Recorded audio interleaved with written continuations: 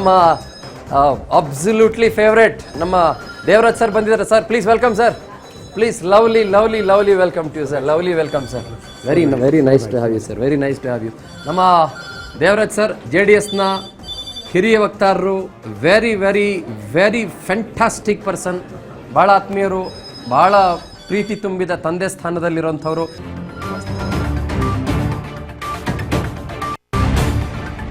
ಯಾರು ಸಮರ್ಥರು is a big question. ನಿಮ್ಮ ರಾಜ್ ನ್ಯೂಸ್ನಲ್ಲಿ ಮೆಗಾ ಪೊಲಿಟಿಕಲ್ ಸರ್ವೆ, ಸಮರ್ಥ ಶಾಮನೂರು ವರ್ಸಸ್ ಶ್ರೀನಿವಾಸ ಟಿ ದಾಸಕರಿಯಪ್ಪ.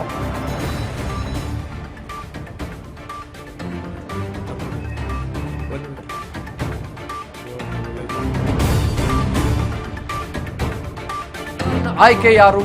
ಹೇಗಿದೆ ಜನರ ನಾಡಿ ಮಿಡಿತ? ರಾಜ್ ನ್ಯೂಸ್ ಸರ್ವೆಯಲ್ಲಿ ದಾವಣಗೆರೆ ದಕ್ಷಿಣ ಮಂದಿ ಭಾಗಿ. ಸಿಕ್ಕಾಪಟ್ಟೆ ಜನ ಕಾಲ್ಸ್ ಮಾಡ್ತಾ ಇದ್ದಾರೆ. ನನಗೆ ಕಿವಿ ಒಂಥರ ಗುಯ್ಗುಡ್ತಾ ಇದೆ, ಯಾಕಂದರೆ ರಿಂಗಣಿಸ್ತಾ ಇದೆಯಲ್ಲ ಅದಕ್ಕೋಸ್ಕರ. ರಾಜ್ ನ್ಯೂಸ್ ಮಹಾಸಮೀಕ್ಷೆಗೆ ಬಹಳ ಅಭೂತಪೂರ್ವವಾದಂಥ ಸ್ಪಂದನೆ ನಮಗೆ ವ್ಯಕ್ತವಾಗ್ತಾ ಇದೆ. ಮೊದಲ 1 ಗಂಟೆಯಲ್ಲೇ ಬಂದಿದ್ದು ನಮಗೆ 4,000ಕ್ಕಿಂತ ಅಧಿಕ ಕರೆಗಳು. This is massive for sure. Raj political control ರೂಮ್ಗೆ ಒಳ್ಳೆ ರೆಸ್ಪಾನ್ಸ್, ಒಳ್ಳೆ ಅಲ್ಲ ಸಖತ್ ರೆಸ್ಪಾನ್ಸ್ ಬರ್ತಾ ಇದೆ. Let's go to the camera please. ಈಗ ನಮ್ಮೊಟ್ಟಿಗೆ ದೇವರಾಜ್ ಸರ್ ಜಾಯ್ನ್ ಆಗಿದ್ದಾರೆ. ಸರ್ ಏನು ಸರ್ ಇದು? ಖಂಡಿತವಾಗಿ ಮತ್ತೆ ದೇಶಕ್ಕೆ ಅದರಲ್ಲೂ ಕರ್ನಾಟಕದ ಪತ್ರಿಕಾ ರಂಗಕ್ಕೆ ನಿಮಗೆ ಸ್ವಾಗತ ಬಯಸ್ತಿದ್ದೀನಿ. Thank you so much. ನಿಮ್ಗೆ ಎಲ್ಲ ರೀತಿ ಯಶಸ್ಸು ಕೊಡಲಿ. Thank you so much. Raj ನ್ಯೂಸ್ಗೂ ಒಳ್ಳೇದಾಗಲಿ, ಸಿಬ್ಬಂದಿ ವರ್ಗಕ್ಕೂ ಒಳ್ಳೇದಾಗಲಿ. Thank you so much. ಒಳ್ಳೆ ಒಂದು ಮಾಧ್ಯಮವಾಗಿ ಬೆಳೆಯಲಿ ನಮ್ಮ ರಾಜ್ಯ. Thank you so much sir. ಆದರೆ 2 ಉಪಕರಣದಲ್ಲಿ ಗೆದ್ದ ಮೇಲೆ ಇದನ್ನ ನಾನು ನಿಮಗೆ ವಾಪಸ್ ಕೊಡ್ತೀನಿ. ಅದು ಬಹಳ ಪ್ರೀತಿಯಿಂದ ಅಷ್ಟೇ. Thank you so much sir, so wonderful of you sir. ಈಗ ನಮ್ಮ ಕಾಂಗ್ರೆಸ್ನ ಕಾರ್ಯಕರ್ತರು ಕೂಡ ಜಾಯ್ನ್ ಆಗ್ತಾರೆ. ಒಂದು ಕೆಲಸ ಮಾಡೋಣ, ನೀವು ಗಮನಿಸ್ತಾ ಇದ್ದೀರಿ, ನಮ್ ಫಸ್ಟು ಈ ಮೊಹೋಲ್ ಬಗ್ಗೆ ಮಾತಾಡಿ. ಕೇಸಾ ಹೇ ಮೊಹೋಲ್, ಹಮಾರ PCR ಕೇಸಾ ಹೇ ಭಾಯ್ ಸಾಬ್, ನೀವು ಮಾತಾಡಿ, ಏನಂತೀರಿ? ಯಾವ್ದ್ರ ಬಗ್ಗೆ? ನಮ್ಮ ಪೊಲಿಟಿಕಲ್ ಕಂಟ್ರೋಲ್ ರೂಮು. ಇದು ರಾಜ್ ನಾನು ನೋಡ್ತಾ ಇದ್ರೆ ಈಗ ಬಹುಶಃ ನನ್ನ ರಾಜ್ಯದಲ್ಲಿ ಒಂದು ಇವತ್ತೇನು ಪ್ರತಿಷ್ಠಿತ ಚಾನಲ್ಗಳಿವೆ, ಆ ಚಾನಲ್ಗಳು ಯಾವುದೇ ಕಾರಣಕ್ಕೂ ಕಡಿಮೆ ಇಲ್ಲ ಅಂತ ಅನಿಸ್ತಾ ಇದೆ. ನಾನು ಕಾಲಿಡ್ತಿದ್ದಾಗೆ ಅನ್ಕೊಂಡೆ ರಾಜ್ ನ್ಯೂಸ್ ಇಷ್ಟು ದೊಡ್ಡದಾಗಿದೆ, ಇಷ್ಟು ಬೃಹತ್ ಮಟ್ಟದಲ್ಲಿದೆ ಅಂತ ನಾನು ಅನ್ಕೊಂಡೇ ಇರಲಿಲ್ಲ. ಪ್ರಥಮ ಬಾರಿಗೆ ಬರ್ತಿದ್ದೀನಿ, ನಂಗೆ ತುಂಬ ಸಂತೋಷ ಆಗ್ತಿದೆ ಈಗಂತೂ. ಇದು ಖಂಡಿತವಾಗಿ ನಾನು ಮನಸ್ಪೂರ್ವಕವಾಗಿ ಹೇಳ್ತೀನಿ, ಹೃದಯ ತುಂಬ ಹೇಳ್ತೀನಿ, ನನ್ನ ರಾಜ್ಯದ ಮಾಧ್ಯಮ ವಿಭಾಗದಲ್ಲಿ ಬಹಳಷ್ಟು ಬೃಹತ್ತಾಗಿ ಬೆಳೀಲಿ, ಆದರೂ ತಮ್ಮ ನೇತೃತ್ವದಲ್ಲಿ ಇನ್ನೂ ಚೆನ್ನಾಗಿ ಬೆಳೀಲಿ ಅಂತ. Thank you so much sir. ಇದಕ್ಕೆ ಹಲವರು ಕಾರಣೀಕರ್ತರು, ನಮ್ಮ ಸಂಸ್ಥಾನದ ಗುರುಗಳು ಕೂಡ ಇದ್ದಾರೆ, ಅವರು ಕೂಡ ಬಹಳ ದೊಡ್ಡ ಕಾರಣೀಕರ್ತರು. ನಮ್ಮ ಡಾಕ್ಟರ್ ಪ್ರಕಾಶ್ನಾಥ ಸ್ವಾಮೀಜಿಗಳಿದ್ದಾರೆ, ಅವರು ಕೂಡ ಅವರ ಆಶೀರ್ವಾದ, ಅವರ ದಿವ್ಯಾನುಭೂತಿ ಎಲ್ಲವೂ ಕೂಡ ಈ ಸಂಸ್ಥೆಯ ಮೇಲಿದೆ. ಹಾಗಾಗಿ ಸರ್, ನಾನು ನಿಮ್ಮಲ್ಲಿ ಒಂದು ಪ್ರಶ್ನೆ ಕೇಳ್ತೀನಿ. ನಾವು ಬಾಗಲಕೋಟೆ ಮಾತಾಡ್ತಾ ಇದ್ವಿ, ರಿಸಲ್ಟ್ 7 ಗಂಟೆ ಕೊಡ್ತೀವಿ. Let's talk about Davanagere south. ಏನು ನಿಮ್ಮ ಪ್ರಿಡಿಕ್ಷನ್ಸ್ ಏನು? ನೀವು BJP JDS ಅದೆಲ್ಲವನ್ನು ಹೊರತುಪಡಿಸಿ ಆಸ್ ಎ ಪೊಲಿಟಿಕಲ್ ಅನಲಿಸ್ಟ್ ನಿಮ್ಗೆ ಏನು ಅನ್ಸುತ್ತೆ ದಾವಣಗೆರೆ ಸೌತ್ ಬಗ್ಗೆ? ಈಗ ನೋಡಿ, ಸಹಜವಾಗಿ ಈಗ ಉಪಚುನಾವಣೆ ಅಂದಮೇಲೆ ಆಡಳಿತ ಪಕ್ಷದ ಪರವಾಗಿ ಹೋಗುವಂಥದ್ದನ್ನು ಸಹಜವಾಗಿ ನಾವು ನೋಡಿದ್ದೀವಿ. ಬಹುಶಃ 60-70% ಭಾಗ ಹೋಗುವಂಥದ್ದು ನೋಡಿದ್ದೀವಿ. ಆದರೆ ಈಗ ನಾನು ನೀವು ಅನಲಿಸ್ಟ್ ಆಗಿ ಮಾತನಾಡಿ ಅಂತಂದಾಗ ಚುನಾವಣೆಯ ಫಲಿತಾಂಶ ಏನಾಗುತ್ತೋ ಬಿಡುತ್ತೋ ಅನ್ನೋದು ಒಂದು ಕಡೆ ಇಟ್ಕೊಂಡ್ರೆ, ಆದರೆ ಇವತ್ತು ರಾಜ್ಯದ ಪರಿಸ್ಥಿತಿ ಏನಾಗಿದೆ, ಇಂತಹ ಪರಿಸ್ಥಿತಿಯಲ್ಲಿ ಇವತ್ತು ಆಳುವ ಪಕ್ಷಕ್ಕೆ, ಯಾಕಂದರೆ ರಾಜ್ಯದಲ್ಲಿ ಇವತ್ತು ಬೆಲೆ ಏರಿಕೆ ಜಾಸ್ತಿ ಆಗಿದೆ ಅಂತಕ್ಕಂಥದ್ದು ನಿರ್ವಿವಾದ, ಮತ್ತು ದುರಾಡಳಿತ ಅಂತಕ್ಕಂಥದ್ದು, ಸ್ವೇಚ್ಛಾಚಾರ ಅಂತಕ್ಕಂಥದ್ದು ಬಹಳಷ್ಟು ಉತ್ತುಂಗದಲ್ಲಿರುವಂಥ ಪರಿಸ್ಥಿತಿ. ಇವತ್ತು ಗ್ಯಾರಂಟಿ ಅನ್ನತಕ್ಕಂಥ ಹರಬೆಂದ ಒಂದು ಏನು ವಿಷಯಗಳನ್ನು ಜನಗಳ ಮುಂದೆ ಇಟ್ಟು ಇವರು ಅಧಿಕಾರಕ್ಕೆ ಬಂದರು, ಅಧಿಕಾರಕ್ಕೆ ಬರಬೇಕು ಅನ್ನೋ ಕಾರಣಕ್ಕೋಸ್ಕರ ಬಂದಂಥ ಯೋಜನೆಗಳವು. ಹೀಗಾಗಿ ಈ ಯೋಜನೆಗಳು ನನ್ನ ರಾಜ್ಯವನ್ನು ಸಂಪೂರ್ಣವಾಗಿ ಆರ್ಥಿಕವಾಗಿ ದಿವಾಳಿ ಮಾಡಿದೆ. ಒಂದು, ಆರ್ಥಿಕವಾಗಿ ಸಂಪೂರ್ಣವಾಗಿ ದಿವಾಳಿ ಮಾಡಿದೆ. ಎರಡನೇದಾಗಿ ಏನಾಗ್ತಿದೆ, ನನ್ನ ರಾಜ್ಯದಲ್ಲಿ ಎಲ್ಲೂ ಸಹ ಅಭಿವೃದ್ಧಿಯನ್ನು ನಾನು ನೋಡ್ಲಿಕ್ಕೆ ಆಗ್ತಿದ್ದಿಲ್ಲ, ಮರೀಚಿಕೆ ಆಗಿದೆ. ರಾಜ್ಯದಲ್ಲಿ ಅಭಿವೃದ್ಧಿ ಅಂತಕ್ಕಂಥದ್ದು ಮರೀಚಿಕೆ ಆಗಿದೆ. ಇಂತಹ ಸಂದರ್ಭದಲ್ಲಿ 3 ವರ್ಷದಲ್ಲಿ ಯಾವುದೇ ಒಂದು ಅಭಿವೃದ್ಧಿಯನ್ನು ಈ ರಾಜ್ಯ ನೋಡಲಿಲ್ಲ ಅಂತಂದರೆ ಮುಂದಿನ ಪೀಳಿಗೆ ಎಷ್ಟು ಹಿಂದಕ್ಕೆ ಹೋಗ್ತಾರೆ. ಇಂತಹ ಸಂದರ್ಭದಲ್ಲಿ ಇಂತಹ ಸರ್ಕಾರಕ್ಕೆ ಏನು ಫಲಿತಾಂಶವನ್ನು ಕೊಟ್ಟರೆ ಇವರು ಎಚ್ಚೆತ್ಕೊಂತಾರೆ ಅಂತಕ್ಕಂಥ ಪ್ರಜ್ಞೆ ನನ್ನ ಮತದಾರರಿರಬೇಕು. ಇದನ್ನು ನಾನು ಬಯಸ್ತಾ ಇರ್ತಕ್ಕಂಥದ್ದು.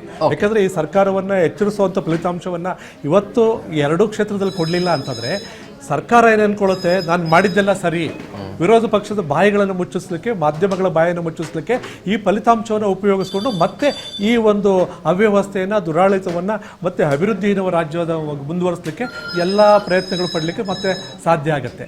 ಅದಾಗಬಾರ್ದು ಅನ್ನೋಗಿದ್ರೆ ಖಂಡಿತವಾಗಿಯೂ ಈಗ ನಾವು ವಿರೋಧ ಪಕ್ಷದವರು, ಮಾಧ್ಯಮದವರು ಎಲ್ಲರೂ ಸಹ ಸರ್ಕಾರವನ್ನು ಎಚ್ಚರಿಸ್ತಾ ಇದ್ದೀವಿ, ಆದರೆ ಎಚ್ಚೆತ್ಕೊತಾ ಇಲ್ಲ. ಹೀಗೆ ಎಚ್ಚರಿಸ್ಕೋಬೇಕು ಅನ್ನೋಗಿದ್ರೆ ಇವೆರಡು ವಿಧಾನಸಭಾ ಕ್ಷೇತ್ರದಲ್ಲಿ, ಬಾಗಲಕೋಟೆಯಲ್ಲಿ, ದಾವಣಗೆರೆ ಉಪಚುನಾವಣೆಗಳಲ್ಲಿ ಖಂಡಿತವಾಗೂ ಸರ್ಕಾರ ಎಚ್ಚೆತ್ಕೊಳ್ತಕ್ಕಂಥ ಫಲಿತಾಂಶ ಕೊಡಬೇಕು. ಓಕೆ, ಆದರೆ ಈಗ ಒಂದಿಷ್ಟು ಪೊಲಿಟಿಕಲ್ ಅನಾಲಿಸಿಸ್ಸು ಸ್ವಲ್ಪ ಟೆಕ್ನಿಕಲಿ ಮಾತಾಡೋಣ. ಈಗ ಸಮರ್ಥ ಶಾಮನೂರು ಶಿವಶಂಕರಪ್ಪ ಅವರ ಕುಟುಂಬದ ಕುಡಿ ನಿಮ್ಗೆ ಗೊತ್ತಿರೋದೆ.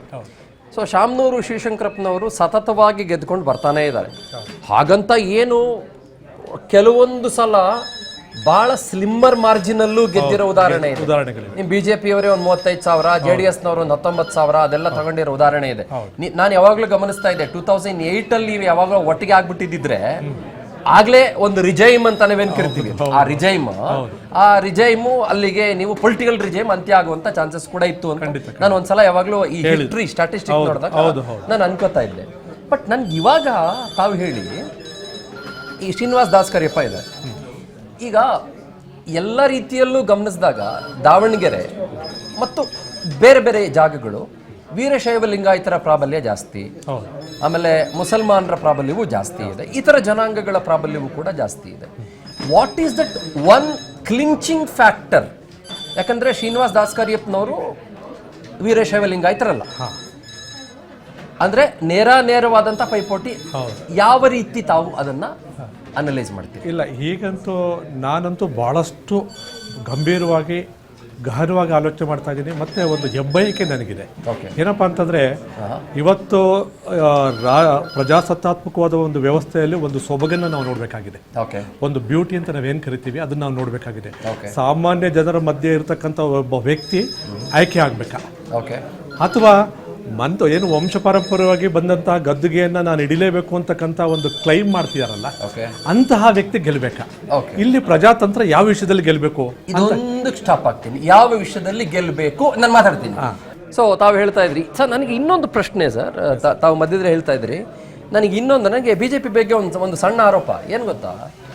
ಅಲ್ಲಿ ವೀರಶೈವ ಲಿಂಗಾಯತ ಮಹಾಸಭಾದ ಬಹಳ ದೊಡ್ಡ ಸ್ಥಾನದಲ್ಲಿದ್ದಂಥವ್ರು ಶಾಮನೂರು ಅಪ್ಪಾಜಿಯವರು, ಹಿರಿಯರು. ಈಗ ಅಲ್ಲಿ ವೀರಶೈವರ ಓಟ್ಗಳು ಬಹಳ ಇದೆ ನಿಮ್ಗೆ ಗೊತ್ತು, ಅಲ್ಪಸಂಖ್ಯಾತರ ಓಟ್ಗಳು ಬಹಳ ಇದೆ ಅಂತ ನಮ್ಗೆ ಗೊತ್ತು. But politically speaking and caste wise speaking, BJP ಒಂದೇ ಒಂದು ಸೀಟಿಗೋಸ್ಕರ ನೀವು ಜಗಳ ಮಾಡೋದು ಬೇಡ ಅಂತ ಅಂದ್ಕೊಂಡೇ ಶ್ರೀನಿವಾಸ್ ಅವರಿಗೆ ಟಿಕೆಟ್ ಕೊಟ್ರಿ ಅಂತ. ಯಾಕೆ ಅಂದ್ರೆ ನೀವು ಅಲ್ಲೂ ತುಂಬಾ ಜಗಳ ಮಾಡ್ಕೊಂಡು ಫೈಟ್ ಮಾಡ್ಕೊಂಡ್ರೆ ವೀರಶೈವ ಲಿಂಗಾಯತ ವೋಟ್ಗಳನ್ನ ಮುಂದೆ ಬರುವ 2 ವರ್ಷದ ಚುನಾವಣೆಯಲ್ಲಿ ಕಳ್ಕೊಳ್ತೀರಿ ಅಂತ ಒಂದು ಸಣ್ಣ ಪ್ರೀತಿ ಆರೋಪ ಅನ್ಕೊಳ್ಳಿ. ತಾವೇನಂತೀರಿ? ಅಲ್ಲ, ಯಾಕಂದ್ರೆ NDA ಅಭ್ಯರ್ಥಿಯಾಗಿ ಇವತ್ತು ಶ್ರೀನಿವಾಸ್ ಅವರು, ಅಲ್ಲ ನನ್ನ ಅನಾಲಿಸಿಸ್ ನ ಪ್ರಶ್ನೆ ತಪ್ಪಿದ್ರೆ ಇಲ್ಲ ಖಂಡಿತ. ಯಾಕಂದ್ರೆ ಒಬ್ಬ ಪತ್ರಿಕಾ ಮಾಧ್ಯಮದ ಒಂದು ವಿಭಾಗದಲ್ಲಿ ನೀವು ಎಲ್ಲಾ ದೃಷ್ಟಿಕೋನದಿಂದ ನೋಡ್ಬೇಕಾಗತ್ತೆ. ಈ ದೃಷ್ಟಿಯಿಂದ ನಾವು ಬಹುಶಃ ನನಗಿದು ಈ ಪ್ರಶ್ನೆಗಳು ಉದ್ಭವ ಆಗುತ್ತೆ ಅಂತ ನಾನು ಅನ್ಕೊಂಡೇ ಇರಲಿಲ್ಲ. ಅದಕ್ಕೆ ನಾವು ಚಂದನ್ ಶರ್ಮಾ ಅವ್ರನ್ನ ಇಷ್ಟಪಡುವಂಥದ್ದು. ಯಾಕಂದ್ರೆ ನಾನು ನೋಡದೇ ಇರುವಂತ ಹ್ಯಾಂಗಲ್ ನೀವು ನೋಡ್ತಿರಲ್ಲ, ಅದು ತುಂಬಾ ಇಷ್ಟ ಆಗುವಂಥದ್ದು. ಯಾಕಂದ್ರೆ ಮುಂದೆ ನಾವು ಸಹ ಈ ಒಂದು ವಿಷಯವನ್ನು ಆಲೋಚನೆ ಮಾಡಿ ಅನಲೈಸ್ ಮಾಡಿ ಮುಂದೆ ಅಭ್ಯರ್ಥಿಗಳನ್ನ ಚುನಾವಣೆಗಳನ್ನ ಎದುರಿಸಲಿಕ್ಕೆ ಈ ಪ್ರಶ್ನೆ ನಮಗೆ ಸಹಾಯಕ ಆಗುತ್ತೆ. ಈಗ ನಾನು ಅನ್ಕೊಳ್ಳೋದು, ಬಹುಶಃ ನಾವು NDA-ನಲ್ಲಿ ಈ ಒಂದು ಪ್ರಶ್ನೆ ಬಂದಂಥ ಸಂದರ್ಭದಲ್ಲಿ ಸರ್ಕಾರದ ದುರಾಡಳಿತ ಮಿತಿಮೀರೋಗಿದೆ, ಜನ ಒಂದು ಬದಲಾವಣೆಯನ್ನು ಬಯಸ್ತಿದ್ದಾರೆ. ಇಂತಹ ಸಂದರ್ಭದಲ್ಲಿ ನಾವು ಸಾಮಾನ್ಯ ವ್ಯಕ್ತಿಗೆ, ಜನರ ಮಧ್ಯೆ ಇರ್ತಕ್ಕಂಥ ಒಬ್ಬ ಹಿಂದುಳಿದಂಥ ವ್ಯಕ್ತಿಗೆ, ಸೊ ಅಂತಹ ವ್ಯಕ್ತಿಯನ್ನು ಆಯ್ಕೆ ಮಾಡಿ ಜನಗಳ ಮುಂದೆ ಒಂದು ಪ್ರಯೋಗ ಯಾಕೆ ಮಾಡಬಾರ್ದು? ಈಗ ಶ್ರೀಮತಿ ಪ್ರಭಾ ಅವರಲ್ಲಿ ನಾನು ಅದನ್ನೇ ವಿನಂತಿ ಮಾಡಿದೆ. ಪ್ರಯೋಗ ಮಾಡಲಿಕ್ಕೆ ಒಳ್ಳೆ ಅವಕಾಶ ಇತ್ತು. ಒಬ್ಬ ವ್ಯಕ್ತಿಯನ್ನು ಆಯ್ಕೆ, ಸಾಮಾನ್ಯ ವ್ಯಕ್ತಿಯನ್ನು ಪ್ರಜಾತಂತ್ರ ವ್ಯವಸ್ಥೆಯಲ್ಲಿ ನಾಯಕನಾಗಿ ಮಾಡಲಿಕ್ಕೆ ಅವಕಾಶ ಇತ್ತು. ಇಂಥ ಕುಟುಂಬದವರು ನನ್ನ ಕೈ ಹಿಡಿದ್ರು ಅಂತೇಳಿ ಶಾಶ್ವತವಾಗಿ ಅವ್ರ ಕೀರ್ತಿ ಬರ್ತಕ್ಕಂಥ ಅವಕಾಶ ಇತ್ತು. ಅದನ್ನು ಕಳ್ಕೊಂಡ್ರು. ನಾವು ಅಂಥ ಅವಕಾಶ ಕಳ್ಕೊಬಾರ್ದು ಅಂತ ಹೇಳಿ ಚಿಂತನೆ. Okay, I totally understand you sir. ನನ್ನ ಹತ್ರ ಒಂದು ಪ್ರೋಟೋಟೈಪ್ ಇದೆ. ಇದು ಆಮೇಲೆ ಅದೇನೋ ಕಾಂಗ್ರೆಸ್ನವರು ಬಿಜೆಪಿ ಮೇಲೆ ಆರೋಪ ಮಾಡ್ತಾರಲ್ಲ, ಹ್ಯಾಕ್ ಮಾಡ್ಬಿಟ್ರು ಅಂತ, ಆ ಥರದ್ದೆಲ್ಲ ಅನ್ಕೊಂಡ್ಬಿಡ್ಬೇಡಿ. ಆಮೇಲೆ ಇದು ಸುಮ್ಮನೆ ಇದಾಯ್ತಾ, ಸುಮ್ಮನೆ ಏನಂತಾರೆ ಆಟದ ಸಾಮಾನು ಅನ್ಕೊಳ್ಳಿ. ಇಲ್ಲಿ ಎಲ್ಲರ ಹೆಸರು ಇದೆ, ನಾನು ಓದ್ಬಿಡ್ತೀನಿ. ಯಾರು? ಸಮರ್ಥ್ ಮಲ್ಲಿಕಾರ್ಜುನ್, ಶ್ರೀನಿವಾಸ್ ದಾಸ್ಕರಿಯಪ್ಪ, ಅಫ್ಸರ್ ಕೊಡ್ಲಿಪೇಟೆ, ಈರಣ್ಣ, ಕೆ ಶಿವಕುಮಾರಪ್ಪ, ಈಶ್ವರ್ ಶೇಂಗಾ, ಖಾಜಾ ಮೊಹಿದ್ದೀನ್, ದಾದಾ ಖಲಂದರ್, ಪ್ರಶಾಂತ್, ಶಬಾಸ್ ಖಾನ್, ಶ್ರೀಕಾಂತ್, ದಲಿತ ಶ್ರೀನಿವಾಸ್, ಸೈಯದ್ ಇಮ್ತಿಯಾಜ್, ಖಾದರ್ ಆದಿಲ್ ಬಾಷಾ, ಗೌತಮ್, ಜಬೀನಾಪ, ಒಂದು 25 ಜನ ಇದ್ದಾರೆ. ಹೀಗೆ ಅಂದರೆ ಮುಸಲ್ಮಾನ ಅಭ್ಯರ್ಥಿಗಳೇ ಸಿಕ್ಕಾಪಟ್ಟೆ ಜನ ಜಾಸ್ತಿ ಇದ್ದಾರೆ. ಸೊ ಇದು ಒಂದು ಸ್ವಲ್ಪ ಕಾಂಗ್ರೆಸ್ಗೆ ಎಲ್ಲೂ ಹೊಡೆತ ಕೊಡ್ಬೋದೋ ಗೊತ್ತಿಲ್ಲ. ಆದರೂ ನೀವು ಸುಮ್ಮನೆ ಒಬ್ಬ ಮನುಷ್ಯ ಯಾರಿಗಾನ ಓಟ್ ಹಾಕ್ಬೇಕಂದ್ರೆ ಯಾರು ಕುಯಿ ಅನ್ಸಿತ್ತು ಇದರಲ್ಲಿ? ಅಲ್ಲ, ಖಂಡಿತವಾಗಿ ನಾನು ಕನ್ನಡಕ್ಕೆ ಹಾಕೊಳ್ಳಿ, ಏನು ತೊಂದರೆ ಇಲ್ಲ. ಇದು ಫಸ್ಟು ಓಟ್ ಅಂತ ಸುಮ್ಮನೆ ಇರೋದು. ಇದು ಫಸ್ಟು ಕಾಂಗ್ರೆಸ್, ಇದು ಎರಡನೇದು BJP. ಕುಯಿ ಅನ್ಸ್ಬೇಕು ಜೋರಾಗಿ.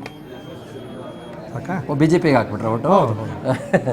ಬಟ್ BJPದು ಲೈಟ್ ಬರಲ್ಲ, ಈ ಕಾಂಗ್ರೆಸ್ದು ಲೈಟ್. ಇಲ್ಲ, ಉಲ್ಟಾ ಆಗಿದ್ರೆ ಅದೇ ಒಂದು ದೊಡ್ಡ ಆರೋಪ ಆಗಿರೋದು. ಇವತ್ತು ಬಗ್ಗೆ ಆರೋಪ ಆಗಿರೋದು, ರಾಜ್ ಜ್ಯೂಸ್ ಏನೋ ಮ್ಯಾನೇಜ್ ಮಾಡ್ತಾರೆ. ನೀವು ಏನಾದ್ರೂ ನಿಜವಾದ EVM ಹಿಡ್ಕೊಂಡ್ ಇದನ್ನ ಓಪನ್ ಮಾಡಿ ತೋರಿಸ್ಬಿಡ್ತೀನಿ ನಿಮ್ಗೆ. 2 ಕಿವಿಗೆ ಹಾಕ್ಬಿಟ್ಟು ಹಿಂಗೆ ಹಾಕ್ಬಿಟ್ಟು ಬ್ಯಾಟ್ರಿನೂ ತೆಗೆದು ತೋರಿಸ್ಬಿಡ್ತೀನಿ ನಿಮಗೆ. ಏನೇ so nice of you sir. Sir, ಒಂದಿಷ್ಟು ಕರೆಗಳನ್ನು ನಾವು ಸ್ವೀಕರಿಸುವಂಥ ಪ್ರಯತ್ನ ಮಾಡೋಣ. Probably I think I can take this call, I believe. Hello, ನಮಸ್ತೆ. ನಮಸ್ಕಾರ. ಎಲ್ಲಿಂದ ಕರೆ ಮಾಡ್ತಾ ಇದ್ದೀರಿ ಯಜಮಾನ್ರು? ಕೊಪ್ಪಳದಿಂದ. ನಿಮ್ಮದು ದಾವಣಗೆರೆ ಲೋಟ್ ಇದೆಯೇನು ಯಜಮಾನ್ರೆ? ಇದೆಯಾ? ಯಾರು ಕೊಟ್ಟಾಗ್ತೀರಿ? ಸಮರ್ಥ ಶಾಮ್ನೂರ್ಗೆ ಆಗ್ತಾರಂತೆ. ಮಾತಾಡ್ತೀರಾ? ಒಬ್ರು ಕೊಪ್ಪಳದಿಂದ ಕಾಲ್ ಮಾಡಿದ್ದಾರೆ. ಇರಿ, ನಮ್ಮ BJP JDSನ ವಕ್ತಾರರು ಹಿರಿಯರು ಮಾತಾಡ್ತಾರಂತೆ ನಿಮ್ಮ ಜೊತೆಗೆ. ಹಲೋ, ನಮಸ್ಕಾರ. ತಾವು ಈಗಾಗಲೇ ಸಮರ್ಥವ್ರಿಗೆ ಹುಟ್ಟಾಕ್ತೀನಿ ಅಂತ ತಾವು ಹೇಳಿದ್ರಿ. ಯಾವ ಕಾರಣಕ್ಕಾಗಿ ಹಾಕ್ಬೋದು ಅಂತ ನಾವು ಕೇಳ್ಬೋದಾ?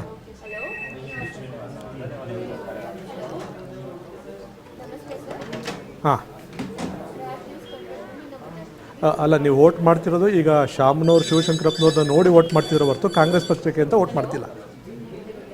ಓಹೋ, ಸರಿ ಸರ್, ಅರ್ಥವಾಯ್ತು. ಏಕೆಂದರೆ ಈಗಿರ್ತಕ್ಕಂಥ ಪರಿಸ್ಥಿತಿನಲ್ಲಿ ರಾಜ್ಯಕ್ಕೆ ಒಂದು ಮೆಸೇಜ್ ಕೊಡುವಂಥ ಅವಕಾಶ ಇತ್ತು ದಾವಣಗೆರೆಯಲ್ಲಿ. ಏಕೆಂದರೆ ಈ ರಾಜ್ಯ ಸರ್ಕಾರ ಮಾಡ್ತಿರ್ತಕ್ಕಂಥ ಈ ಎಲ್ಲ ಅವ್ಯವಸ್ಥೆಗಳನ್ನು ನೀವು ನೋಡಿದಿರಿ. ಇವಾಗ ಇದಕ್ಕೊಂದು ಉತ್ತರ ಕೊಡುವಂಥ ಅವಕಾಶ ಇತ್ತು. ಅಂತಹ ಸಂದರ್ಭ ಇದು. ತಾವು ಇವಾಗ ಶಾಮನೂರು ಶಿವಶಂಕರಪ್ಪನವ್ರ ಮೇಲಿರೋ ಪ್ರೀತಿಯಿಂದಾಗಿ, ಒಂದು ಗೌರವದಿಂದಾಗಿ ವೋಟ್ ಮಾಡ್ತಿದ್ರಿ. ಆಯ್ತು, ನಮಸ್ಕಾರ. ಆಗ್ಲಿ ಬಿಡಿ ಸರ್. ಸುಮಾರು ಕರೆಗಳು ಹಿಂಗೆ ಸ್ವೀಕರಿಸ್ತಾ ಹೋದ್ರೆ ನಾವು ನೀವು ಸುಸ್ತಾಗ್ಬಿಡ್ತೀವಿ ಇಬ್ರು. ಬಿಕಾಸ್ ಆಫ್ ಅಪ್ಪಾಜಿ, ಬಿಕಾಸ್ ಆಫ್ ಹಿರಿಯರು. ಆಲ್ ರೈಟ್ ಸರ್, ನಿಮ್ಮ ಕೊನೆಯ ಮಾತುಗಳು ಸರ್. ಈಗ ಮತ್ತೊಮ್ಮೆ ನಾನು ಹೇಳ್ತಕ್ಕಂಥದ್ದು ಇದನ್ನೇ, ನನ್ನ ರಾಜ್ಯ ಸರ್ಕಾರಕ್ಕೆ ಇವತ್ತು ಕಿವಿ ಹಿಂಡುವಂಥ ಕೆಲಸ ಆಗಲೇಬೇಕಾಗಿದೆ. ಅತಿ ತುರ್ತಾಗಿ ಆಗಬೇಕಾಗಿದೆ, ಜರೂರಾಗಿ ಆಗಬೇಕಾಗಿದೆ. 3 ವರ್ಷ ಮುಗಿದೋಗಿದೆ, ಕೇವಲ 2 ವರ್ಷ ಉಳ್ಕೊಂಡಿದೆ.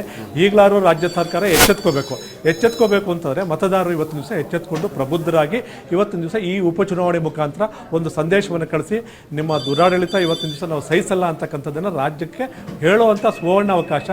ದಯಮಾಡಿ ಪ್ರಬುದ್ಧ ಮತದಾರರನ್ನ ಸದುಪಯೋಗ ಪಡಿಸ್ಕೊಳ್ಳಿ ಅಂತೇಳಿ ವಿನಂತಿ ಮಾಡ್ತೀನಿ. ನೀವು ಸರಿಸುಮಾರು ಒಂದು 25 ನಿಮಿಷದಿಂದ ನನ್ನ ಜೊತೆಗಿದ್ದೀರಿ. ಐ ಆಮ್ ಸಾರಿ, ನಾನು ನಿಮ್ಮನ್ನು ನಿಲ್ಲಿಸಿದ್ದೀನಿ, ಕ್ಷಮೆ ಇರಲಿ, ದಯಮಾಡಿ ಬೇಜಾರು ಮಾಡ್ಕೋಬೇಡಿ.